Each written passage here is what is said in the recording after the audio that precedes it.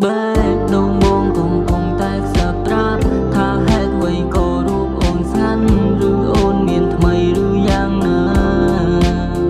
អាចរៀបឡើងធ្លាប់តែនឹងសំឡេងរូបអូនតែពេលនេះបែរជាស្ងាត់សូមតើឲ្យបងគួរធ្វើយ៉ាងណាកុំស្ងាត់ដាក់បងបែបនេះបេះដូងស្ទើរប្រែជាពីរពេលដែលគ្មានរូបឈរវីបេះដូងមួយនេះវាសែនឯការយប់ស្រមៃតែភាស្រ័យតែបងមិនហ៊ានរំខានថ្លៃព្រោះដឹងថាអូនមិនទុំបងមានតម្លៃបងសែនខ្លាញ់អារម្មណ៍ឯកាដែលផ្ដើមចេញពីស្នេហាមួយដែលមានឈ្មោះត្រឹមតែជាមិត្តថ្លៃបងខ្លាចថានៅចង់មិនចំរូបអូនក៏ចាស់ចេញទៅហើយទុកឲ្យបងនៅម្នាក់ឯងអរិញរៃធ្វើមិនដេចបងលំនឹងស្រី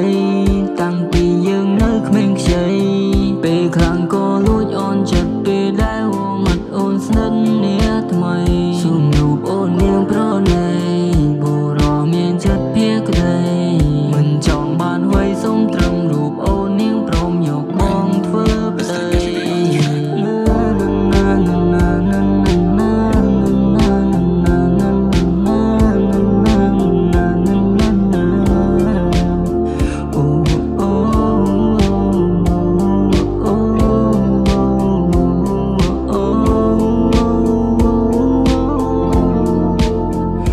ស្ងាត់ដាក់បងបែបនេះបេះដូងស្ទើរប្រែជាពីរពេលដែលគ្មានរូបឈរវីបេះដូងមួយនេះវាសែនឯការយប់ស្រមៃតែភាស្រ័យតែបងមិនហ៊ានរំខានថ្លៃព្រោះដឹងថា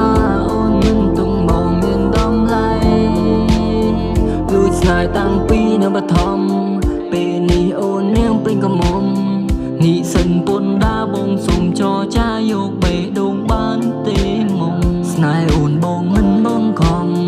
បើព្រមបងធ្វើអត់សំណងចូលដល់មេបាចូលទៅចរចាដឹកផ្លែឈើដល់ស្ពានធំអូនតើអូនបើកបេះដូងទេអូនតើអូនឮបងសុំទេអូនបងចេះតែជាងបងពេអូនបងចង់មើលថែមាសមេបេះដូងបងកំពុងតែខ្សឹបត្រាប់ថាហេតុអ្វីក៏រូបអូនស្ងាត់ឬអូនមានថ្មីឬយ៉ាងណា